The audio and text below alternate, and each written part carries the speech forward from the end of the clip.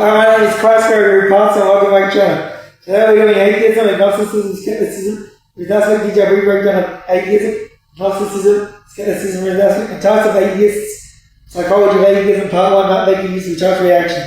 Historically, evidence of atheistic viewpoints can be traced back to classical antiquity and early Indian philosophy in the Western world. Atheism declined after Christianity gained prominence. The 16th century age of enlightenment marked the resurgence of atheistic thought in Europe. Atheism received a significant position worldwide in the 20th century. The influence of those who have an absence of belief in God range from 5 million to 1.1 billion people. That's how much there is. Atheist organizations have defended the autonomy of science, freedom of thought, secularism, and secular ethics. The English biologist Thomas Henry Huxley said that he originally coined the word agnostic in 1869 to denote people who, like himself, confess themselves to be hopelessly ignorant concerning a variety of matters, including the matter of God's existence, without which metaphysicians and theologians, both orthodox and heterodox, no one times the universe confidence. Other things had written works that promote agnostic points of view, such as Sanjaya Elati Buddha, a 5th century BC Indian philosopher who expressed agnosticism and any afterlife, and Protagoras, a 5th century BC Greek philosopher who expressed agnosticism about the existence of the gods. More informally, skepticism as an expression or doubt can be applied to any topic such as politics, religion, or pseudoscience. It is often applied with restricted domains within such as morality, moral skepticism, atheism, skepticism about the existence of God or the supernatural. Some theorists distinguish good or moderate skepticism, which seeks strong evidence before accepting a position from bad, or radical skepticism, which wants to supplant judgment indefinitely. We will be reacting to type of atheists, psychology of atheism, part 1. I'm making use of charge reaction. Now let's do reaction. I'll tell you my reports for the reaction video. This is the video we'll be reacting to today.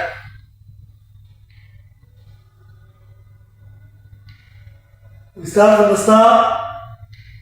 Qualifications. Hi, this is Matt Baker. On this channel, I mostly talk about history and religion.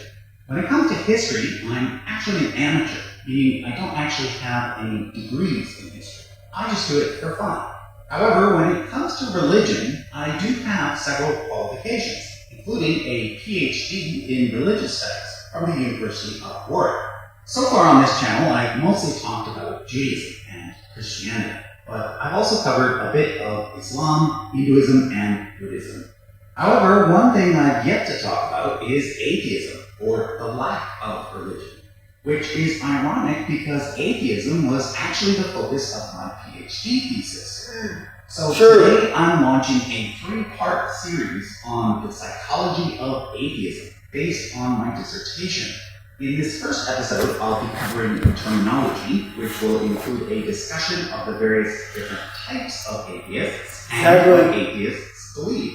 I'll be introducing the concept of worldview and arguing, based on my research findings, that while atheism itself is not a worldview, most people who label themselves as atheists do actually share a particular worldview in common. So let's get started. But first, let me introduce you to today's sponsor, Wondrium. If you like online learning, you've probably heard of the Great Courses, a series of college-level courses open to everyone. Well, last year, the Great Courses rebranded their streaming platform as Wondrium. On Wondrium, you can find all of the Great Courses, but also a growing library of tutorials, travelogues, documentaries, and more. I've actually been a fan of these courses for many years now, and have used them as a research source when creating the videos for useful charts. Two of my favorite series so far have been this one on the Dead Sea Scrolls by Gary Rensburg, and this one called How Jesus Became God by Bart Ehrman. It was from Ehrman's course that I first came across the idea that when Jesus talked about the Son of Man, he might not actually have been referring to himself, but rather a cosmic judge figure common in the Jewish belief system of the time. So if you too want to learn from the world's most trusted experts, I encourage you to start your free trial right now. Go to wondrium.com/usefulcharts or by clicking the link in the description or pinned comment.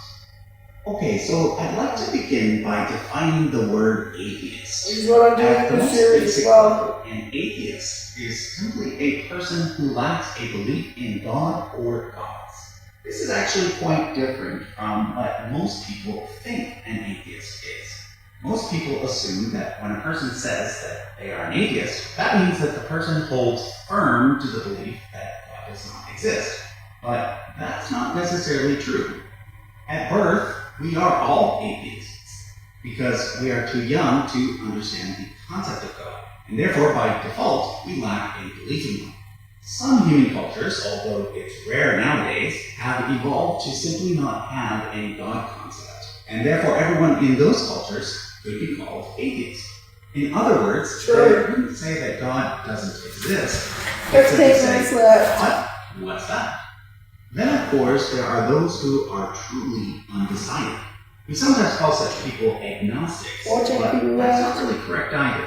I'll get to that soon. For now, I point that if someone is truly on the fence, that means they do not currently believe in God. Therefore, once again, by default, they are atheists. Finally, there are those who really, truly do not care. If a person simply doesn't care enough to have ever seriously considered the question of whether or not there's God, that means that they do not possess a belief in God. So they're an atheist too. Of course, there does exist a type of atheist who would firmly believe that there is no such thing as a God or gods. So how do we distinguish the more broad category from this narrow one? Over the years, scholars have come up with several terms, the most common being negative atheist versus positive atheist. Although I also see some versus hard and weak versus strong. Basically, all of these distinctions mean the same thing. The negative, soft, or weak atheist is simply someone who lacks a belief in God, whereas a positive, hard, or strong atheist is someone who possesses the belief that God does not exist. However, there is another set of terms that I find even more useful. Implicit atheist versus explicit atheist. These were first introduced in the book Atheism, The Case Against God by George Smith, and they do not actually map perfectly onto the negative versus positive concept, because on the negative side, there exists a group of people that I have not yet mentioned. These people have come into contact with the idea of God and are old enough to understand it. They also care enough to have given the question of God's existence some serious thought, and in fact, they have come to a conclusion about the matter, usually due to what they see as a lack of evidence supporting the existence of God. They have concluded that they do not or simply cannot hold a belief in such a thing. Now, once again, please note that this is different from holding a positive belief that God definitely doesn't exist. In other words, these people are still negative atheists. However, they differ from other negative atheists in that they are quite explicit about where they stand. This means that they are not on the fence. They've thought about it and they know what side they're on. In my experience, most people who are atheists actually fall into this middle category. In other words, I found that most atheists have actually thought quite a bit about the topic and that they know where they stand. However, I've also found that most atheists still prefer to state their position in a negative way, aligning themselves with the statement, I do not believe that God exists, rather than with the statement, I believe that God does not exist. But the point is that regardless of how they choose to state it, these atheists are No, even God does explicit not exist, about it where they does stand. exist. Well, And yeah, I think that this is the more important distinction to be made than the negative versus positive distinction. This is why, in my own research, I decided to focus on not all atheists, because that would be too broad, You become an and not atheist just after doing that. positive atheists, because that would be too narrow, but instead explicit atheists, because that seemed just about right. So, in my research project, anyone who agreed with the statement, "I do not believe in any sort of God, gods, or higher power," was considered to be an explicit atheist. And lucky for me, my survey went a bit viral, because P.C. Myers posted it on his blog, Faringula. DJ Grothy, the original host of the Point of Inquiry podcast, posted it on Facebook, and someone posted it on the main atheism subreddit. So in total, I received 23,697 responses, out of which 17,632 were explicit atheists. That's basically a graduate student's dream come true. The main focus of the research project was to look for personality differences between those who grew up attending church but later became atheists, with those who continued to attend church as adults. I'll be going through the results from that part of the study in part 2, but for now I'll be sharing some of the more general things I learned about atheists and their beliefs. First of all, it's important to note that not everyone who falls into the explicit atheist category prefers to use the term atheist to describe themselves. When I asked atheists what one term they tend to use the most, while 58% did prefer the term atheist, 11% preferred skeptic, 9% preferred humanist, 8% preferred free thinker, 7% preferred agnostic, with the remaining 7% preferring a variety of others, right, non-religious, non-theist, or anti-theist. Now, before we move on, I do want to say a thing or two about the word agnostic. A lot of people think of agnosticism as kind of a middle ground between theism and atheism. But according to the definitions I explained earlier, that's not really the case. An agnostic is usually just a atheist. They can be either an implicit atheist, if they are truly on the fence, or an explicit atheist, if they have concluded that they don't believe in God. But usually, most people who use the term agnostic fit under the definition of an atheist. In other words, they are both an agnostic and an atheist. This is because the two terms actually refer to two different things. Atheism is about a lack of belief, whereas agnosticism is about a lack of knowledge. It is therefore possible to form a matrix with 4 possible positions.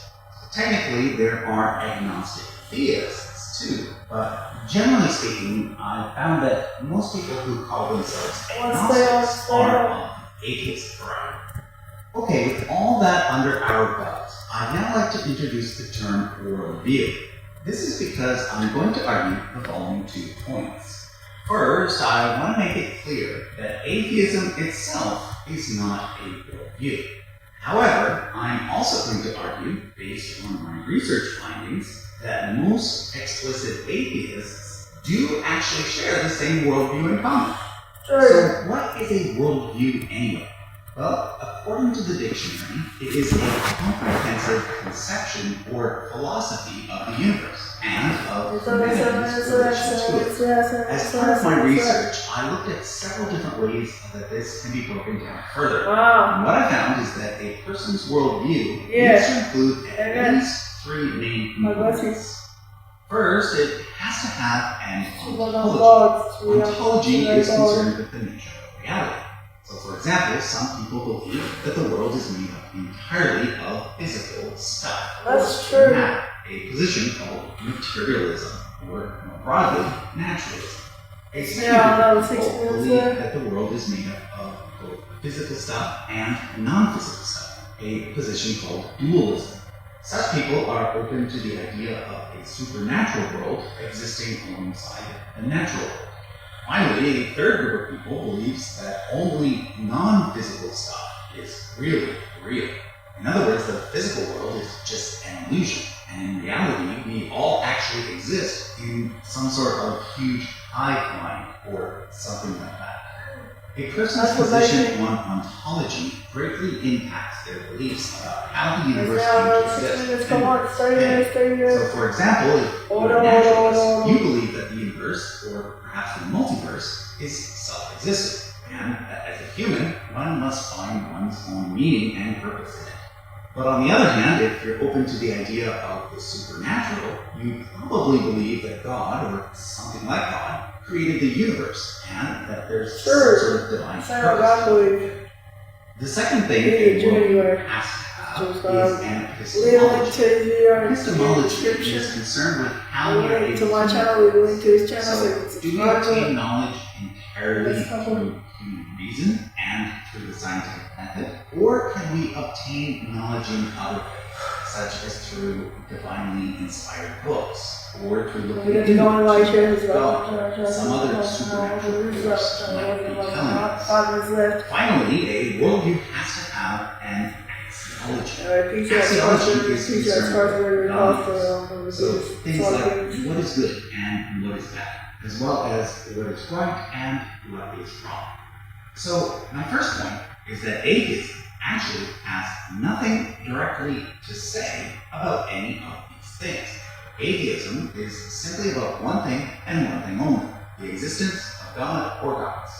So if someone says that they are an atheist, all you really know about that person is that they do not hold a belief in God or gods. While this probably means that they are a naturalist, it is possible to be an atheist and a dualist. For example, some Eastern religions do not have a god or gods, but still see mental activities as being non-material. Likewise, you can't make assumptions about an atheist's cosmology or axiology either.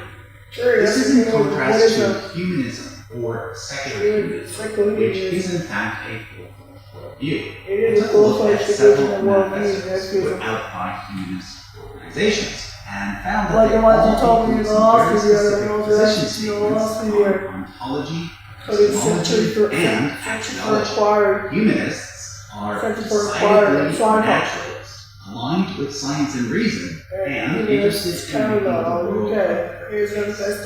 In order to explore whether or not most explicit atheists adhere to the humanist worldview, I took some statements directly from the humanist professors and included them in my research survey.